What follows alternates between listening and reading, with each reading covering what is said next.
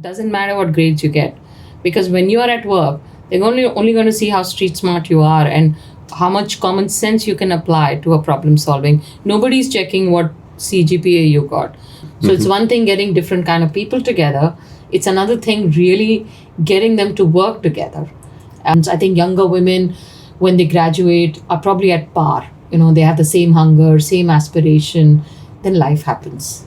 And when life happens, aspirations move differently, and that's when equity kicks in. My mom tells me, now I'm getting married, I should move with my husband, or I have a baby, I need to do things differently.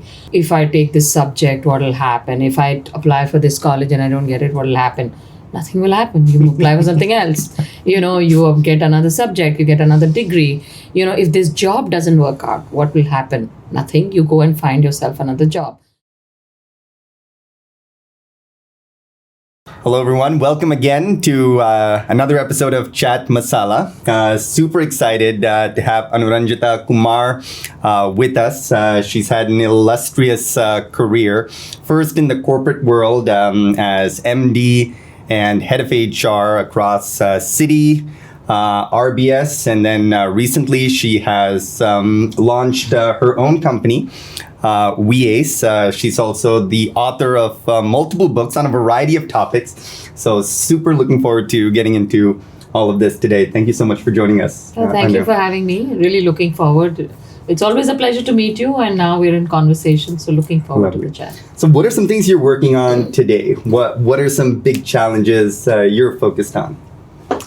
So look, I think it was a very thought out decision to move on to doing something on my own, because I was probably looking for liberation and doing things my own way, in a way that I feel that I could build a legacy in some ways. So I think Impact Ventures was my gig, and I decided to focus on how can we make workplaces more gender balanced. So that's the focus area, and that's what I breathe and live every day. And apart from that, trying to get my kids in order, and trying to get husband in order, and trying to travel a few places. So multiple other things, as always. Oh, that's amazing. Why don't we get straight into that? I mean, you've headed HR departments at such large corporations. What are some keys? What are some steps you took and that other companies can take to make spaces more equitable for all, especially in India? Yeah, so I'll be really honest. I think as companies, it's always there on the charter and the agenda. This is a very top-down driven agenda that we want our workplaces to be more diverse and, more importantly, more inclusive. So it's one thing getting different kind of people together.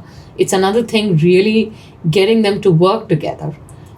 So I think most organizations will have it on their agenda, but like many stages of evolution, including human species, they're in different stages of evolution.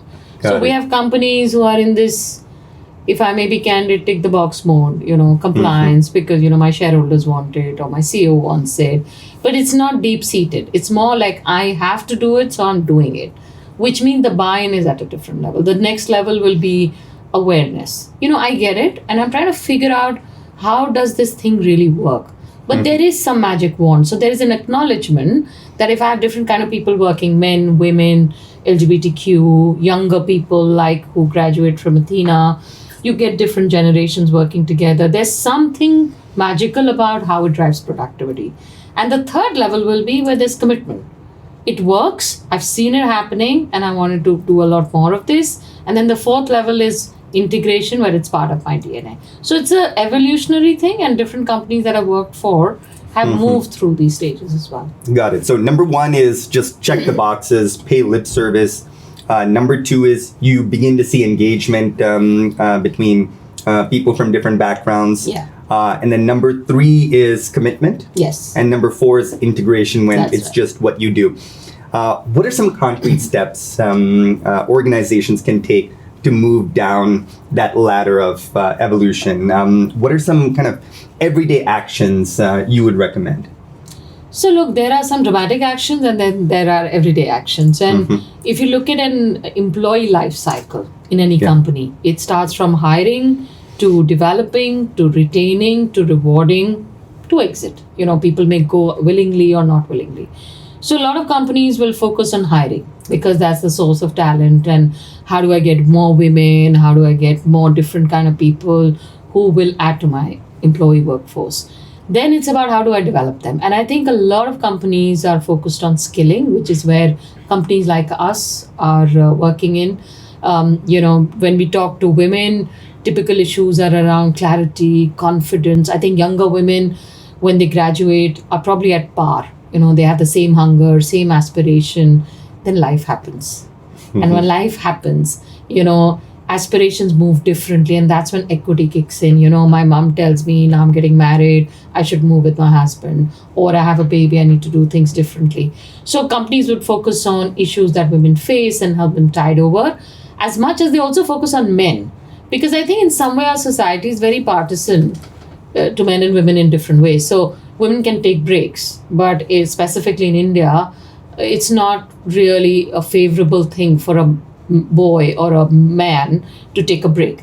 So, for a lot of companies, they try and calm down men, if I may say, and also make them more attuned to how women may work and help them, bring bridge it together in terms of working styles. So companies focus a lot on skilling from development. Retention is done by working conditions, after COVID, whether it's hybrid, it's back to office, what are the working arrangements which can work for different kind of people, men and women, and then exits. What are your derailers? What are your enablers? What ticks? What doesn't tick? So companies take steps on all of these. Okay, that's very interesting. If we can backtrack a little bit, I would love to learn more about what were you doing as a young person, as a teenager? What were some activities you were involved with that maybe laid the foundation for your career in leadership? And are there any activities you would recommend young people, especially young girls, do to set themselves up for success? So, I hope my kids are not listening to this, but when I was growing up, I was a bit of a rebel. And I think it could be because, my mom decided and she was moving around, my parents were moving around, so they sent us to a boarding school. So in year 2, I went to a boarding school, and I think, I wasn't traumatized. I was a very happy boarder, by the way. And but one thing it did was that you take your decisions very early, for good or for bad. There was nobody to ask. So you decide what you want to do. And that manifested itself in, my parents are doctors that decided not to become a doctor and do a corporate job or do management. So I think decision making was important. And that gets in a bit of the whole appetite to take risks. And you decide, and when you take risk, you also start holding yourself accountable. It's not like mom told me to do this or dad told me to do this. You choose a college or you choose a profession. It's your choice. And so I think taking risks and taking my own decisions came to me very early. And by the way, I took plenty of wrong decisions. We'll not talk about my husband, but I took plenty of wrong decisions. Okay. No, he's a very nice guy. But I think taking charge is what came to me more easily. Got it. And this was in the second year of high school? When did you go up to boarding school? So no, I went in year 2. So I was 6 or 7 years old. Oh my God. Yeah. No. So I went in year 2. I went to Wellams, and there were very few schools who would take kids at that age. My parents are doctors, and they were moving around quite a bit. So that's what prompted it. But it's a bit like that's all I know. So I was very happy. It's a class of 20, and I look at those days very fondly. The other thing is when you live in a hostel and you come back home, you get overtly pampered. So that was the good side of being in a boarding school. But yeah, I went very early. So it was cultivating this capacity for decision making and risk taking early on that has really served you. For young people who don't have a chance to go to boarding school, how do you encourage them to take on more decisions and take on risk on an everyday level? Anything you recommend? Yeah, I have 2 kids, and my husband, for whatever reason, decided not to send them to boarding school. Nothing to do with me, trust me. But, we were moving around countries, and they had a slightly different upbringing. But I think, for parents, before I come to kids, is, as they say, leave your kids alone. So a little bit of that resonates, and I think they find their way. Yeah. So for the message for the kids is, experiment. try different things. I think somewhere, I don't know how, but the fear of failure kicks in. I found that with my children as well. If I take this subject, what will happen? If I apply for this college and I don't get it, what will happen? Nothing will happen. You apply for something else. You get another subject, you get another degree. If this job doesn't work out, what will happen? Nothing. You go and find yourself another job. So I think taking risk, and when you're kids and you're younger, you have much less to lose. So your fear of loss it should not be there, because you have much more to gain. So if something goes right, great. If it doesn't go right, well, you would have learned what hasn't gone right. So when you hit a wall, it's God's way of telling you to take a turn. So that's what I would recommend. Just try different things. When you're in your 20s, the thing that I regretted is that I didn't try enough. So I'm much older, and as I was growing up, it was more about settle down. And settle down meant for women get married, and for men get a nice job. So we grew up, and I went to college, and then I went to do my management, and you went to campus. And sometimes, I go to MBA campuses here too. It's the same process which I was when I was there 30 years back. Day 1, day 2, day 3. I actually have been giving a lot of feedback to IIMs that for me, that process is very, very archaic. But for whatever reason, social reasons, that continues. But it prevents taking risk, right? It prevents a free flow of jobs. So I would really, really push you, try different things, try different fields. Don't get straitjacketed, because, you have another 40 years to figure out where your passion is. And then you want to figure that out quite quickly. It took me 25 years to do that. You can do it in 2 years if you try different things and pursue that. Got it. So you're saying do that experimentation, be daring. But then when you find that one thing, then would you recommend kind of go after it? Like you did. Okay. Right? I mean, from Princeton, you would have multiple choices, Rahul, and you chose. You and I met many years back when you were setting up Athena, and we'll not talk about the office in those days, but look, how things panned out to be. Appreciate it. Lovely. So getting that range, and I think that helps, because a lot of young people are so kind of, oh my God, am I making the absolute right decision? And I think it's really liberating to say that, it's okay. And let me also add, as I've seen my children go through the whole IB process and the college app process, and I think it was stressful for us as parents because they were stressed out about it. And now when we look back, when they joined, like my daughter's starting to work, and that day something happened, and I was just counseling my son, and I said, it doesn't matter what grades you get, because when you are at work, they're only going to see how street smart you are and how much common sense you can apply to a problem solving. Nobody's checking what CGPA you got. But I think we get overtly obsessed. Yes, it matters. I'm all for acads. But I think finding that passion, and that's not an easy one to do. So keep going. Got it. Speaking of finding your passion, would love to zoom in on your decision to leave an illustrious corporate career and launch WeAce. What went into that decision, and what were the early steps like? So in spite of all the gyan I'm giving here, let me tell you, I also went through a bit of dilemma when I decided to do this. So, and at my age, I was in my late 40s, and there was much more barriers for me to go off. And the risk of failure is way higher at my age than when you're younger. So I went through this debate with myself about, what if it doesn't work? And I was fearful because I was going to there was an opportunity risk, there was a capital risk, there was a personal risk, what will happen in 2 years. So there were many risks which were playing up. So I think in my situation, what helped was talking to a few mentors who have known me for a while and we have cultivated that relationship. Sometimes I feel they know me better than I know myself. So one such mentor that I spoke to, he said, what is the flip-flop happening in your head? You've been wanting to do something on your own, and, it'll never be the right time. And I was very clear, before I get to my 50s, I need to go because it requires a certain amount of energy. And I said, what if it doesn't work? And he turned around and said, what if it does? And that was the end of that debate. Because the point is, in my head, I was not thinking the upsides. I was only focused on the downsides because I had accumulated so many things in my coffer, letting go of a big office, 100 people team. You have good quality people working with you. You're great. You are being paid really well. Giving up all of that and going into a green field was very daunting. So he told me, he said, what if it works? Have you thought about the upside? And I hadn't in so much detail.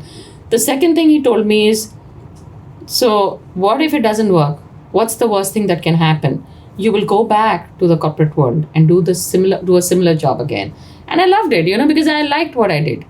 So when the worst option wasn't that bad enough, then what was really holding me back? It was just my mindset. And that's what really prompted me to jump in. Okay, amazing. And what's the vision for WeAce now and in the future? You talked about a legacy. What legacy would you like to leave? So, mission is very clear from an organization perspective is balance workplaces. And for me, it came from a practitioner point of view. That as companies, we invest a lot, everybody's focused, but we don't get ROI. And, when we were debating, researching, we debated typically like an entrepreneur, B2C or B2B. And we also realized that a lot of men and women out there are a little confused about the whole agenda. Women are yet struck with, it's not a beauty product. It's not a simple buying clothes, shoes, entertainment, which is much more tangible. They were not sure about the skilling benefit, like I wasn't sure about whether I needed to jump in. So that's what veered towards B2B. And we knew that there were things broken. We understand that space. And we knew that if we can partner with zillions of companies, they will help us change it. And that's exactly the path we are on. So for me, let's say, I wouldn't say 10, but 5-6 years down the line, if we've been able to move needles in workplaces by a few percentages, that'll be great. The mandates are there. I mean, I was in Pune literally 2 days back, where the CEO of this big Indian conglomerate has given a mandate 40% diversity in the workplace. Gender. We're only talking gender. And the group companies, range from 3% to 12%. So can you imagine what we're dealing with here? If I can get this bridge completed through talent, development, acquisition, and retention, it can just change the whole ball game. The second thing, Rahul, as you well know, I keep telling the companies, if you look at, there's a Manpower Group report of 2022, which tells you the skill shortages in India. And they are forecasting almost for the relevant skills, a 83% shortage in India. And I'll, encourage everybody to look at that report.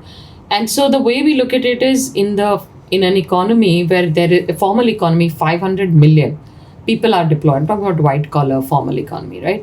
Of this, about 110 million are in private sector, the kind of companies many kids like to work in. Of which about, we're running at the growth, the deficit over the years is 36%. So because the industry is growing so fast, this 110 million may become 150 to 200. But we have a deficit of 30% running. We don't have talent in the companies. Now, most men are deployed. Okay, most educated women are not. So that's your talent pool. And that's the business case of having women at work or getting them back to work. And then how do you get them back to work, and what you do is what we work at. So for me, legacy will be moving these numbers in a realistic way. And I find that when it comes to the women's space, on a lighter note, when I launched my venture, a lot of investors thought it was a Section 8 non-profit company. Because, anything to do with women has to be a non-profit. And I was like, no, we are very clear. This is a for-profit. It's impact, but it's for-profit. And it's taken us a lot of convincing in the investor ecosystem. I've had a lot of unsolicited advices from the investor. Ki Anu, why don't you put some makeup classes, dressing class? That's what women like, right? And I've had to tell them I'm on LinkedIn, not a TikTok. So there's a big differentiation in the way these things work. But the whole investor ecosystem is so I wouldn't say is not aware or underinvested. So on one hand, we are saying, we need this for talent, we need this for the industry. But I see more money going in D2C products than in education and, retention of women at workplace. Got it. So to change the investor ecosystem as well. Ooh, okay. Change the investor ecosystem. Where I think there's more awareness why this agenda is important for the industry. and more investment coming in. I find that the clients need us. So we're pretty self-sufficient. Yes, we've kind of raised some money, but I find that the investor ecosystem is not fully convinced of the scaling viability of the products. Got it. So investors should focus less. Less A on. little more. I'm not saying they can Okay. focus where they're focusing. Got it. But I do believe that whether it's private equities or venture capital, the money has to get deployed in impact areas like these for us to really address it. And that's one big reason why we're not a non-profit. Because I understand that VCs also have to give returns to their investors. Got it. On a systemic level, another challenge is the gender pay gap across India, Yes. across the world. What are some steps we can take to address that? Oh, that's a really tough one. I mean, if you look at the research, it'll tell you it'll take another century for that to vanish away. I think there are two call-outs I would make to the corporates. One is that women traditionally do take breaks because of kids or the life stages they go through. But when they are about to come back, there are two reasons which hold them back. One is obviously the whole home ecosystem, and second is when they look at the financial viability of coming back, they're so heavily discounted, and so when they compare and they see it doesn't make sense, so then they decide not to come back to the workforce.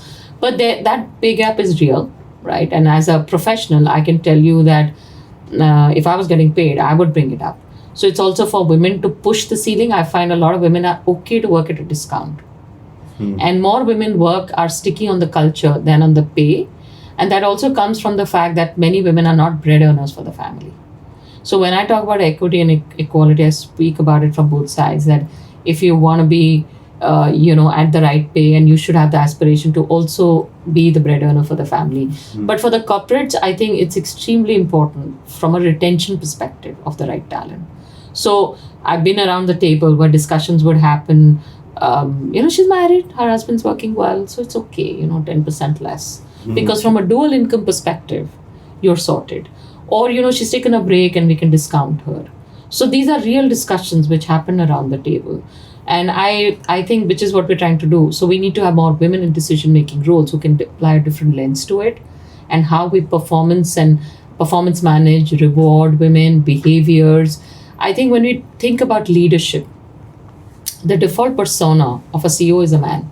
And on a lighter note, we were running this session for another company, and we had Chat GPT as a panelist, and we asked Chat GPT name top 10 CEOs, all men.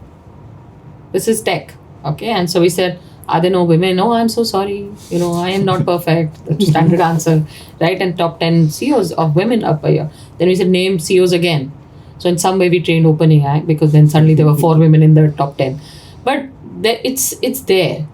And I think at CEO levels, the gap is yet bridging up, but at mid to senior level, there is a problem. And I think the reviews, the decisions, most importantly, how you reward performance and leadership, those parameters need to be re-looked at for women to catch up. You mentioned that leadership should be evaluated on different parameters. Yes. What are some of those that we should look at, organizations should look at more closely? Yeah, so, putting on my HR hat, when I'm sitting around the table and doing a review, typically I saw a few things coming up, like tenure. How long has the person been around? Now, what happens is, Rahul, that many women take breaks, given life stages, and so they have broken tenures. And sometimes they don't add up. So how much hard I may work, I cannot make up for the lost time, which is very different than a student who takes a gap year. It doesn't matter in the long run. For women, it does. And from a performance point of view, organizations, when they look at, what roles and how we retain them, they look at it differently. Maybe they shouldn't. Second is quality of experience, right? I mean, we find that women are typically doing more support roles. They're not in the main line, sales, marketing.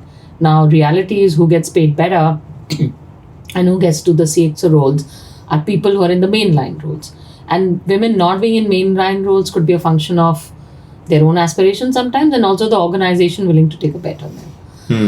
And the third thing is the behavior. How you do it. So there are certain things which men do which get looked at as the right behavior, driving, aggressive, sales numbers. And unfortunately, women exhibit the same behavior, it's held against them. So I think those are few things which I would say will need to be looked at. Got it. So one thing is like how we perceive these breaks in career, and I think we as a culture need to be more understanding of those. That's number one. And then you talked about these particular behaviors that are traditionally associated with leadership. We Also, need to rethink that. I also want to add one more thing which just came to my mind is also perceptions, right? So when we are performance managing or potential management, in organization, the big processes like talent management, I've actually been privy to discussions where it'll be like, oh, you really want to consider her for this key role, but don't know how long she's around. She just got married, or she's just having a baby. I cannot afford this stuff in between. And so maybe she's aspirational, but I think the problem is the perception is that this is what I see.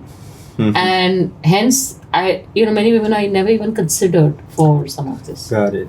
So that perception, I think it's a matter of culture and how we think about these issues. So how did you kind of begin to change narratives when you were in HR head roles? How do we begin to change that very perception? So I think being gender neutral here in terms of the perception as an HR head, when we focused on this, you have to bring data to the table, right? It's not just empty talk. So when somebody would talk about it, we talk with data and saying, okay, there's so many women and this is how she's been rated. Look at the performance and look at the potential. So that data helped. The perceptions can only be fought with data. The second thing is when we're talking about the narrative for overall organization, we also have to change the narrative what women have for themselves.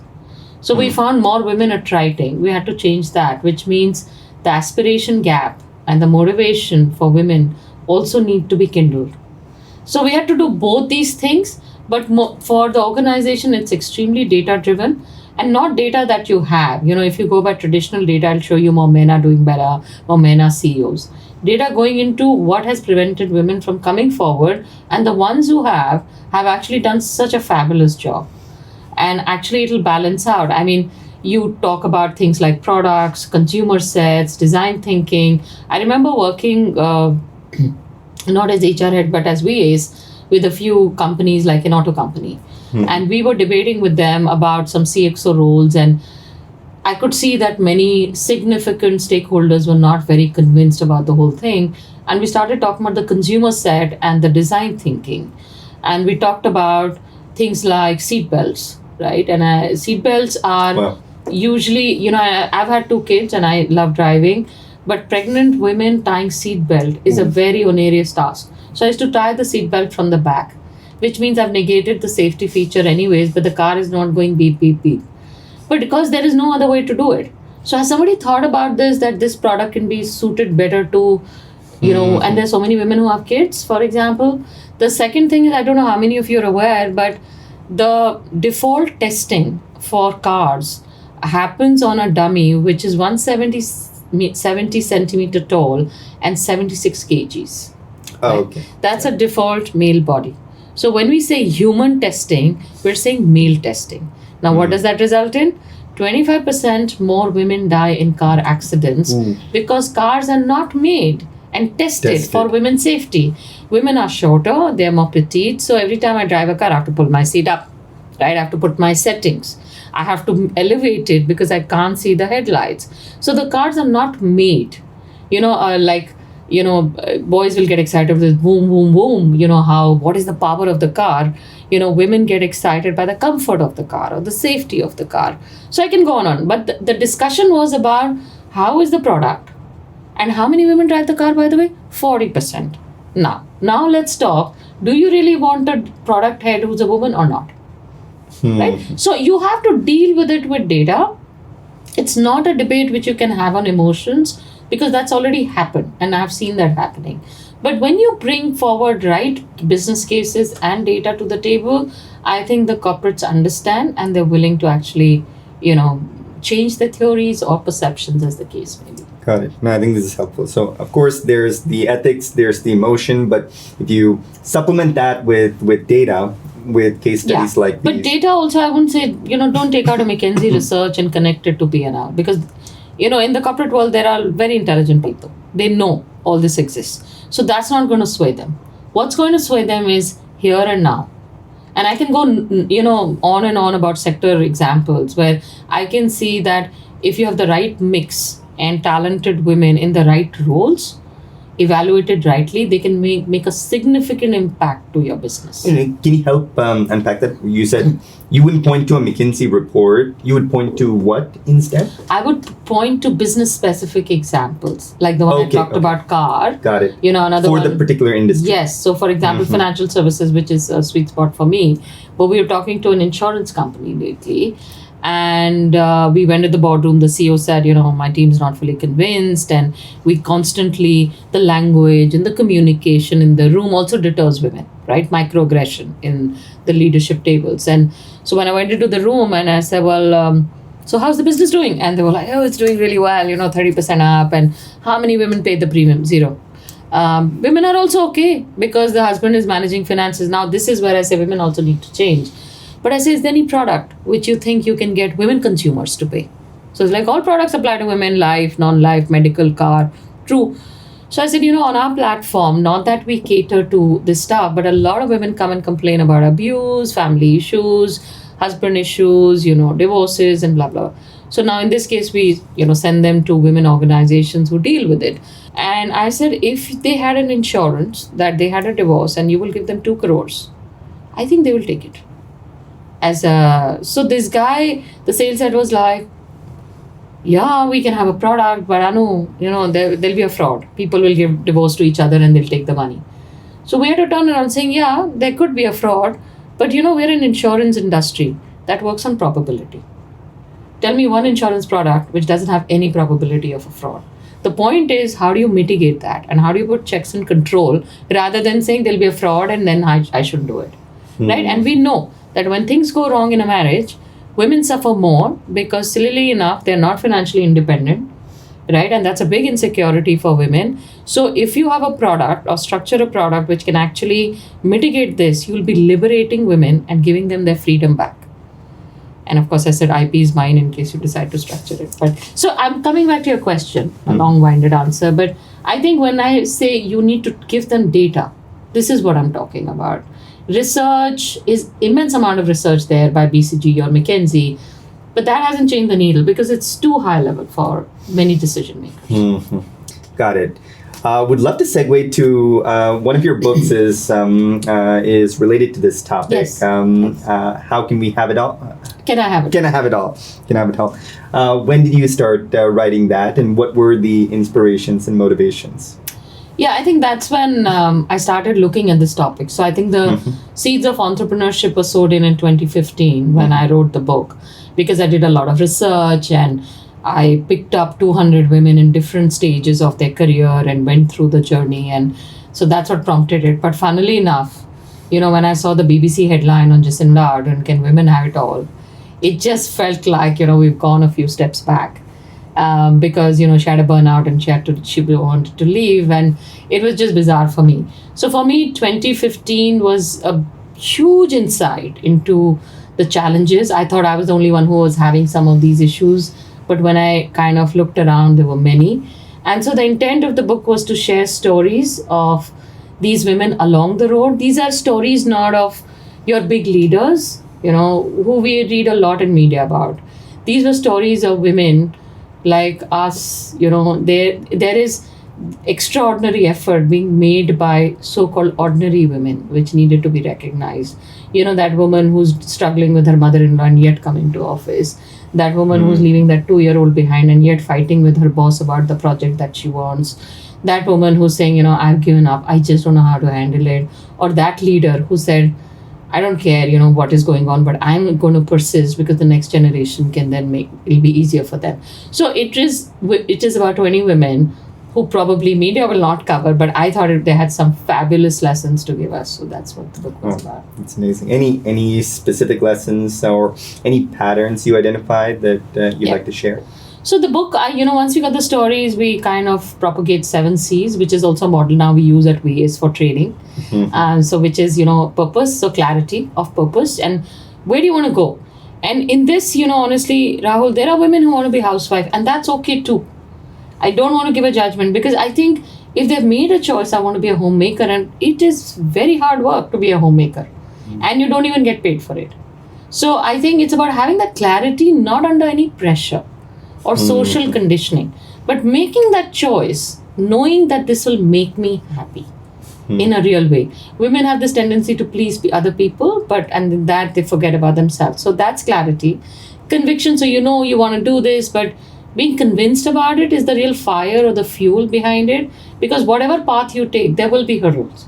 Whether you're a working woman or you're a housewife, there will be problems. There'll be maid problems at home, and there'll be boss problems in work, right? So, having the conviction to pursue the path is extremely important. And then the third one is the courage which is coming from within. It's the bravery, it's the mindset. So that, and then we talked about the confidence, which women waver depending on their life.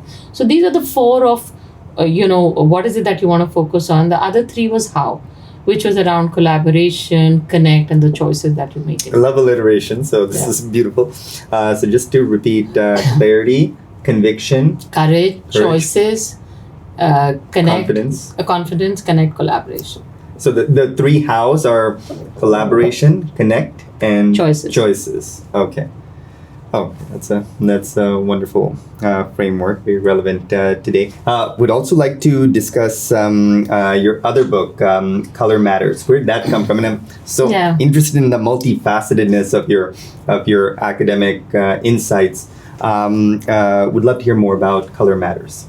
Yeah. So Color Matters is focused on diversity from a race and ethnicity lens. And for me, that came from the global stints that I've had. And, funnily enough, as Avni is very, very American and Sid is very, very British. And so it's kind of bringing the kids together as well. But for me personally, I felt that when I was working in the US or in Europe, I felt many places the color took predominance over the gender. So now there's an intersectionality of being a brown woman. As a managing director in HR, when you walk into Canary Wharf and you walk into an MD room and all you see is white men, balding, sitting around a table in grey and black suits, it can be a very uncomfortable feeling. And, overcoming that, and as a brown woman, so now within the women subset, there are white women, there are brown women, and the black women, and that is the hierarchy. And I felt that many a times, maybe I wasn't getting as much support from even the white women. So to me, the color was another source of difference which needed to be acknowledged. And I remember, doing this experiment, or we were in a panel like this, and one of the panelists says, when you get up in the morning, and what do you see in the mirror? The two white women said women, and I said, no, I see a brown woman. Because for me, that was an impediment, so to say. And it so happened that in London, I started working on the corporate side of the business and investment banking. Forget women, there are no Asians. So that became another dimension for us to manage. So it brought it together, and I just feel that it's spoken less about in India. And there is the race and ethnicity. I mean, in India, for example, the caste system is a big reflection of that. We know somebody's surname. We know almost 70% about where they belong, what they eat, and what they do. Indians per se, they may look up to the white supremacy and they look down on the blacks. And that's the reality, and that's what our research says. So there are shades of these colors which evoke certain emotions, which have a role to play at workplace. And it is a dimension which the corporates are dealing with. And it's kind of playing out in different ways at workplace. Got it. So this was, in a sense, your two books are an exploration of this intersectionality and how you've overcome it, and you're sharing your insights with others. Amazing. Lovely. One question we'd love to ask is, what do you know now with this breadth of experience that you wish you knew when you were 20, 21, starting off your career? I would just say, it doesn't matter. Just be yourself. And I think, at least when I was 20, 21, I was just trying to do too many things, and I felt it mattered. Others' opinions mattered. and it could include your own family too. But I felt that mattered. I wish I'd cared less about that and done more about what pleased me, because I think paths to maybe entrepreneurship or creating something as beautiful as WeAce may have started earlier. So I would say just be yourself and don't worry so much about the environment. Take more risk, experiment. I genuinely wish I had experimented much more. I experiment to the extent I would do medicine and do psychology, but I wish I had experimented much more. I was with an employer for 23 years. The reason I was with Citi for 23 years is because I moved around and I experimented a lot. But I yet feel that we had the choice. But I felt it was too impossible. And now I know that it is impossible till it is done. That's helpful. One thing I want to ask is, any advice you have for young men in particular? You talked about how we can promote a more inclusive culture. What's the role of young men and men in general in that effort? I think the society is very hard on men. That's my honest view. I think we just expect too much out of men. And it's okay to cry. And it's okay to express emotions. It's okay to be in touch with your own vulnerabilities. But there is so much pressure to show that you're the strong guy, and I feel that plays out very differently for men. So I think being, in touch with your softer side is important, and to be able to express it when you're not okay is extremely important for men. And the second thing I would say, please learn how to make your bed. Got it. Thank you so much. We have a rapid fire round as well. So beginning with that, 3 skills teenagers should focus on. Reading, less time on the phone, and calling your parents. Agreed on that too. Lovely. What's one value you hold dear that you would like more young people to embrace? Fairness. I genuinely believe in it, and I learned it when I was doing a coaching course. For me, the sense of fairness, and it's like in your head, is important. Just be fair to yourself and to people around you. In terms of, it's not a transaction. It's just an emotional banking that you do on both sides. What do you mean by emotional banking? It's a bit like, it's a relationship investment. So I should have specified fairness and relationships. Okay. And I think sometimes we go overboard and then you feel that you have overstretched. And I find that happens with young people very often. And sometimes you underinvest, but you expect a lot. So just try and reach that fairness level, which means fairness to you. Understood. Excellence is blank. Honesty, authenticity. Ooh. To me, right? So excellence is being honest. And when you are authentic, the best of you will come out. Got it. Authenticity. And the last one, kind of our crowning question. What's one difference you would love to see in the world about 10 years from now, 2035? What would you like to see in India or the world at large? In India and world at large. In India, I would certainly like to see more gender equity. India as a country actually is falling behind. I don't know if you know the numbers, but we have dipped by 20 points in the WEP index, and we are almost in the 136th out of 150. We're closer to Yemen or Oman. Even the Saudi Arabia and Dubai is way ahead than where India is. So given my focus and passion in India, I certainly want to see these numbers getting better, infrastructure getting better for women. And I think it can add to the agenda which the government is driving from an economic perspective. So it's a win-win for everybody. In the world, I'll go beyond the gender equity, but it's my personal view, but I think, the world politics today is actually strengthening the borders. And I think our younger generation needs more agility and fluidity, and they want to breathe across borders. So I think, without getting into the politics of it, I think I'd yet like to see a boundaryless world. Amazing. And thank you for all your efforts in moving us toward that vision. A lot of amazing lessons, and I hope our viewers have a lot to take out of this. Thank you so much. Thank you for having me.